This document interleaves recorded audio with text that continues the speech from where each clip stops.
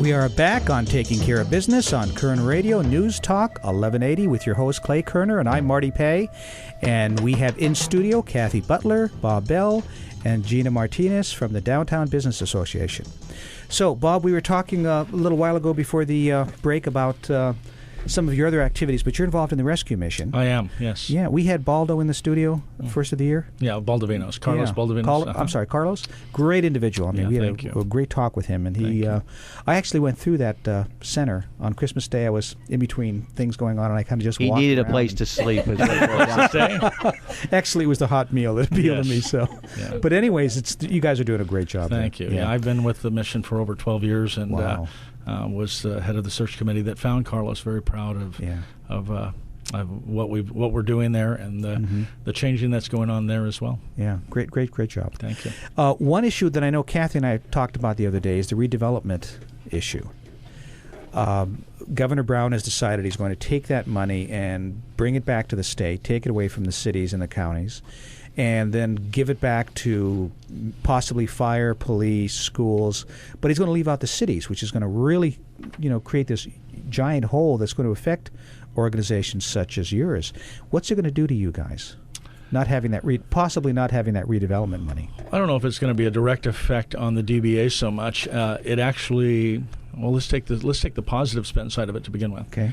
What cities need to do anyway, no matter what, is they need not to worry so much about each individual business and their performance. They need to look at growing together in a synergistic method where they all are after a similar goal.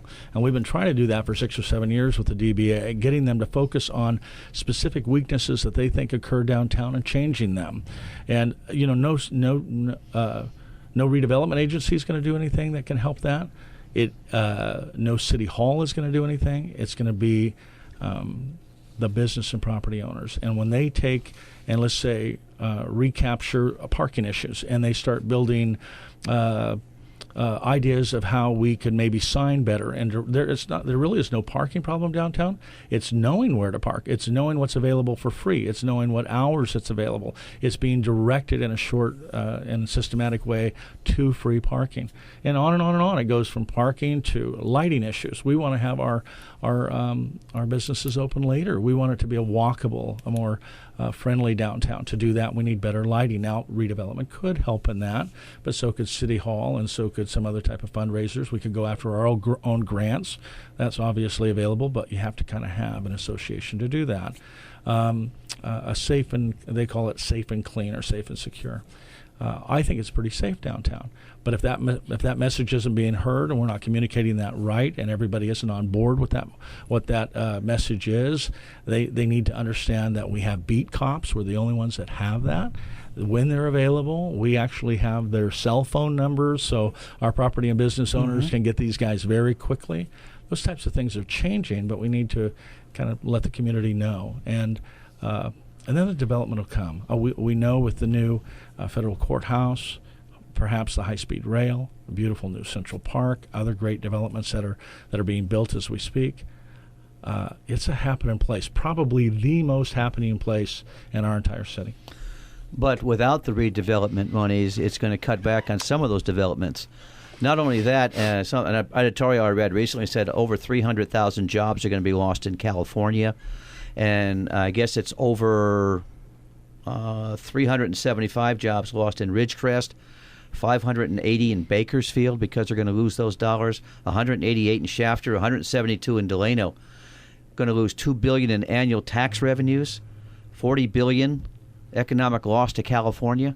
Right. So I guess there's two sides to every coin. Yeah, absolutely. And recently Donna Kuntz what's her name? Donna Kuntz. Kuntz came out in response to an article that Ken Mettler had written about the Padre Hotel, which I think was part of that redevelopment situation. Yeah, well, yes and no. The Padre didn't necessarily get specific money from redevelopment, but what it did is it got a certain part of a program where they were able to lend money on through city funds. So it wasn't exactly redevelopment, but same city, different pot of money. According to Donna, it wasn't the redevelopment funds at all. Exactly. But according to Mettler's article, that the city stands in third place based on the money they've given to the Padre. To the Padre, Right. and the Padre right now, I guess, is having some financial issues. Well, and that's, I think, a misnomer as well. We know Brett very well, worked with him very hard on getting that built and through the process. And as a developer, I'll speak to that if I may. Hopefully, Yes, Brett, sure. don't get mad at me. But here's the bottom line, is that banks were changing. So they go out and they get a primary loan to do the construction. What eventually will happen is after you maybe get a loan for the construction, a loan for the furniture, fixtures, and equipment, which we call FF&E, then you put all those monies together and get a takeout loan like you would for a house after building a house, 30-year, 40-year loan. And that's where the problem is. It's not that they're not current on their bills. They're even having great success. The problem is that the bank that they signed up with now is not willing to do the takeout loan, so they're having to take the two loans that they have and shop it to other businesses. But the misnomer is everybody thinks, they're in business trouble. No, they're not. They're making their payments. They're not behind on payments. They're being creative with what they're looking for. But it's pretty hard. Well, everybody that's trying to get a loan, whether it's a business or construction or development loan, it's harder than ever. Well, having just gone through that personally, buying an office building, I can appreciate what they're going through right now. Absolutely. So I think I hate that misinformation that's gotten out there. But back to the redevelopment side of this, you're exactly right. Where it can hurt our downtown is if there were projects that, let's say, the city couldn't specifically fund the project, but they could do offsites. They could have done street improvements. They could have done things that would have really helped the cost of the overall project. Some of that could very well dry up with this situation and maybe stop the process, at least make it harder.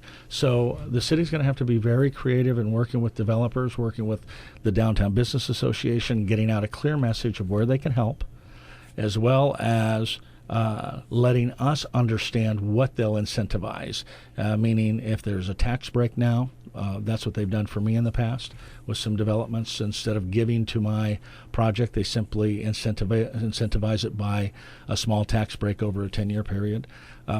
There are a myriad of ways that they can still help on the permit process, help on the permitting cost, help on just so many I can't hardly even mention them. But that's the city's going to have to go back to some of the older ways and be more creative with both planning, public works, and redevelopment. Well, the city has other problems other than the redevelopment with their pension program, their inability to meet certain funding requirements. So that's another issue for another day. Yes.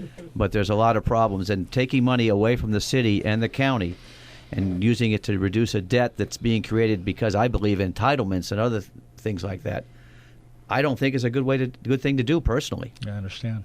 Yeah, with us, the P-bid, which we brought up before, I'm actually, guys would have liked to talk. I'll talk about it ever so briefly.